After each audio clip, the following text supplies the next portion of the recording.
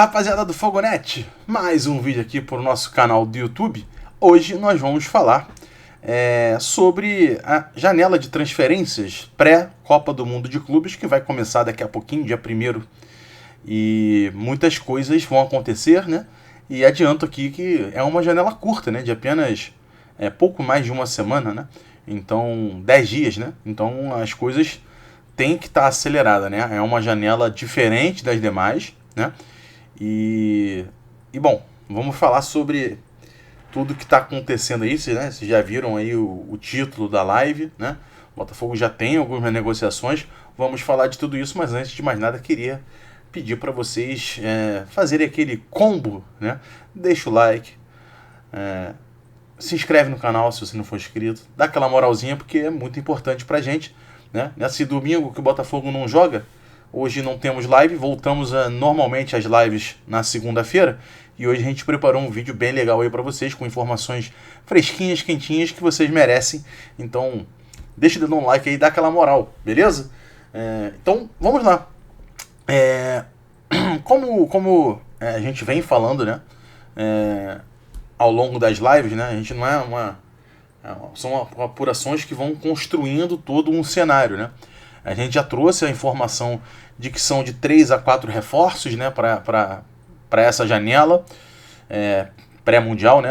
A gente estaria vendo agora, chegando aí o Wendel, não vai vir, então a gente vai fazer o possível, né, para manter esse time no topo, né, como terminou ano passado, e agora tendo que buscar alguns reforços, já que na primeira janela não ficamos com um saldo tão positivo, né? Muitos jogadores deram certos, outros não, e agora a gente tem de nova oportunidade de se reforçar. Era um momento que todo mundo estava esperando, porque o time mostrou algumas deficiências e agora é o momento de sanar essas deficiências, né? É nesse momento que a gente pode voltar a ser realmente forte. E, bom, já falamos isso, de 3 a 4 reforços, está precisando de um ponta, de um meia, de um zagueiro, de repente um volante, de repente mais um ponta, enfim, aí depende também das oportunidades que vão aparecer. Mas o que é interessante falar nesse momento, né, é que já estão acontecendo algumas negociações, né? Como a gente falou, a janela é curta, né? Então não vai dar tempo de iniciar a janela, esperar o melhor momento para você poder fechar, não, né? Essa janela, você tem que ser rápido e assertivo, porque não vai ter muito tempo, né? É uma janela curta. Abriu, escreveu quem você estava negociando, termina de fazer as negociações que já tem que estar encaminhando e tal, para poder já inscrever e você ter esses jogadores à disposição do Mundial. Então, é óbvio que isso aí é algo que todo mundo imagina, né? Pô, tem que ter alguma negociação rolando. E tá confirmado, assim, né? Eu conversei com o pessoal do Botafogo há pouco e tá rolando algumas negociações. Lógico, tem umas mais avançadas do que outras e tal, mas o Botafogo já tem algumas frentes negociando, né? O Botafogo não tá parado e chupando o dedo esperando as coisas acontecerem. Tá correndo atrás, né? Tem os seus objetivos na janela, sabe que essa janela é curta e evidentemente precisa já estar negociando, né, nesse momento, para quando iniciar a janela a partir do dia 1º, que cai num domingo, né, você já ter condições de começar a fechar o contrato, assinar, inscrever jogadores para poderem estar à disposição aí do Botafogo, principalmente no Mundial, né? O Botafogo ainda tem 2 jogos pré-mundial, mas muito difícil você poder utilizar esses jogadores, né? Só se tiver algo muito, muito encaminhado, mas mesmo assim complicado, né? Esse jogo contra o Santos e o Ceará é muito difícil que você tenha de fato algum reforço à disposição. Pode acontecer, esse é um problema mais lá pra frente, não adianta a gente ficar pensando agora, né? Então a informação de momento é essa: o Botafogo tem algumas negociações, tá conversando, tem coisas mais avançadas, outras nem tanto, e o Botafogo já não tá parado, então tá negociando, espera que quando abrir a janela possa fazer algumas inscrições dessas posições que o Botafogo considera mais carente e que precisa mais de reforço nesse momento. A gente sabe que todo mundo já vem falando aqui há um tempão, né? Uma das posições mais carentes é a do ponta, né? Não tem dúvida nisso. Desde que o Luiz Henrique saiu, ficou essa lacuna. O Arthur é muito bom jogador, pode jogar por dentro, pode jogar para um lado, pode jogar pelo outro, mas falta essa característica ao time do Botafogo, né? Falta esse jogador de drible. O Arthur é um jogador interessante, de jogo associativo, toque de bola, enfiada, mas é pouco esse jogador de drible, né? Não tem esse jogador no elenco, a não ser, assim, os que ainda não passam confiança, como é o caso, por exemplo, do Nathan Fernandes e do Jefinho. Então o Botafogo vai sim ao mercado para buscar esse jogador. E aí, lógico que as pessoas vão automaticamente, depois que eu falei que tem negociações em andamento, umas mais adiantadas, outras não, a galera vai perguntar, beleza, qual o jogador? Não é uma questão de nome nesse momento, né? O Botafogo está tratando tudo no sigilo, evidentemente deixou a informação de que está trabalhando, tem gente negociando e vai ter reforço para essa janela. A gente está falando aqui de mais ou menos de 3 a 4 reforços, até uns 4 reforços pode acontecer. De repente 3, um pouquinho menos, mas aí nessa linha vai acontecer. Então não é uma questão de qual nome e tal, isso aí é um segundo momento, né? Nesse agora é a informação de que a gente está trabalhando, estamos no mercado e vai ter bom jogador chegando aí. Outra coisa que muita gente também vai perguntar, sabe a posição? Não vem ao caso. Não vem ao caso desse momento porque o objetivo não é atrapalhar, não é criar uma expectativa, é só deixar vocês alinhados, né? Muita gente desiludida, não veio o Wendel, então também não vem ninguém. Não vamos ter nada de bom. Também não é verdade, né? Eu acho que não é nem 8 nem 80, né? Infelizmente a gente perdeu a grande contratação do futebol brasileiro, na minha opinião, que seria o Wendel. Não vai acontecer, mas também não é terra arrasada, né? Não vem ninguém, então. Não, vai vir jogadores. Não sei se vão ser do nível do Wendel, mas vai ter jogador, né? A gente sabe que tem esse perfil de contratação da Eagle, é uma coisa que não tem como a gente negar ou querer passar uma expectativa diferente do que é. A gente sabe que tem esse perfil, né? O perfil da Eagle são aqueles jogadores jovens, de 23, 24 anos estourando, né? Lógico que tem umas exceções à regra, né? O Bitelo teria 25 recém-completados, o Santi acabou de fazer 26, né? Então tem umas contratações que fogem um pouco, mas de maneira geral, ainda mais no momento que a Eagle passa na Europa, que a gente está vendo, né, lá no Lyon e tudo mais, essa regra está um pouco mais rígida, o pessoal está um pouco mais chato. Teve sim essa pressão por parte da Eagle para não fechar com o Wendel,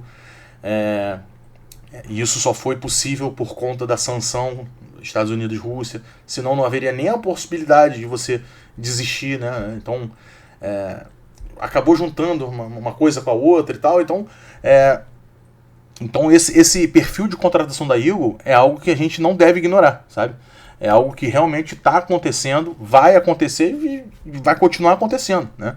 É isso, o nosso modelo de SAF, da qual a gente deu graças a Deus por acontecer, porque a gente estava numa situação complicada, né? Enquanto associativo, e faz parte, né? Faz parte, né, do acordo que a gente fez. A gente se vendeu lá para ter essa possibilidade, conseguir respirar, ser competitivo.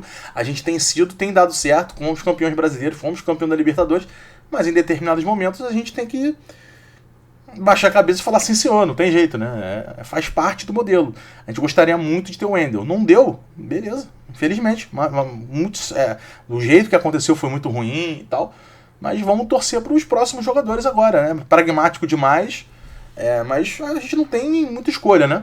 A gente não tem muita escolha, né? Então, torcer para o Textor voltar a acertar, né? Que o departamento de scout, que a gente sabe que vai ter uma missão muito importante nessa janela, né? Por conta até desse perfil da Eagle que a gente falou, a gente não imagina o Botafogo trazendo jogadores de idade mais avançadas, mais experientes, botando muito dinheiro, né? Talvez um pouquinho de dinheiro aconteça, mas os investimentos mais pesados são nesses jogadores mais jovens. E ao mesmo tempo tá rolando esse debate no Botafogo, né? Parte do Botafogo entende que precisa de jogadores mais experientes, mais prontos para chegar e jogar, e ao mesmo tempo a Eagle, né, através do Textor, que é, vamos dizer assim, o testa de ferro, né, de todos os investidores que tem por trás, querendo retomar e seguir mais à risca a questão desse perfil de contratação, que inicialmente, né, pode ser algo que o Botafogo não precise tanto, como o próprio parte do Botafogo acredita, que precisa de jogadores mais prontos, mais experientes, né? Então fica essa questão, esse dilema, né? Vamos conseguir encontrar esses jogadores mais prontos dentro do perfil da Eagle? Não vamos? Esses jogadores mais prontos só podem aparecer aqui em casos de oportunidade de mercado? Alguém que está terminando o contrato em algum clube, alguém que está fora dos planos desse clube e aí fica mais barato contratar, né? Como por exemplo foi o caso do Alex Telles. O Alex Telles tinha contrato com o Al-Nassr, ficou fora dos planos do Al-Nassr e apareceu aqui no mercado brasileiro e decidiu vir para o Botafogo, né? São oportunidades de mercado que aparecem às vezes de uma hora para outra, né? Então o Botafogo está atento a tudo isso. Se tiver que investir alguma coisinha, vai investir. Se tiver que botar um dinheiro mais forte num jogador que tenha o perfil da Eagle, vão investir, né? Então a gente tá nessa situação aí para entender para onde vai o Botafogo. O fato é que é isso que a gente acabou de comentar, né? As negociações já estão rolando, estão em andamento, né? E tem que ser mesmo, né? Não dá para ser diferente. Janela, repito, curta, de 1º ao dia 10 de maio, passa muito rápido. Se você não tiver as coisas adiantadas, você não vai conseguir fechar com ninguém, não vai conseguir inscrever ninguém, né? Então meio que é um pouco óbvio, né? Mas ao mesmo tempo eu pelo menos me senti um pouco mais tranquilo ao escutar isso do Botafogo, né? E aí quis compartilhar com vocês. Então vambora, vamos em frente, que a gente tenha um bom final de semana, um bom início de semana, porque terça-feira é guerra. Terça-feira já é praticamente decisão na Libertadores. Se o Botafogo não ganhar, o Botafogo estará automaticamente fora da Libertadores, né? Porque muito provavelmente o Estudiantes não vai tropeçar pro cara bobo na Argentina. Então o Botafogo vai ter que fazer a parte dele aqui e já é um duelo mata-mata com a Laú. Quem perder, né, vai se classificar para a Sul-Americana, vai ficar em terceiro do grupo e vai cair para os playoffs da Sul-Americana. Vamos ver o que o futuro reserva para o Botafogo. Tomara que o Paiva consiga cumprir essa primeira meta, esse primeiro objetivo, que antes do Mundial é se classificar, né, para Copa do Brasil, que ele conseguiu, ficar no meio de tabela no brasileiro, que ele está conseguindo, e se classificar para a Libertadores, que é o que está faltando. Falta um jogo. A torcida vai chegar junto, né? Muitos ingressos vendidos, praticamente vai esgotar, ou se já não esgotou, enfim, depende de quando o vídeo vai pro ar, mas enfim. Então vai ter esse 12º jogador jogando junto e vambora, a gente tá precisando. Então é isso aí, rapaziadinho. Beijo, tamo juntos e que amanhã estamos de volta. Nessa segunda-feira estaremos de volta aqui com as lives. Valeu? Tamo juntos, beijo. Tchau.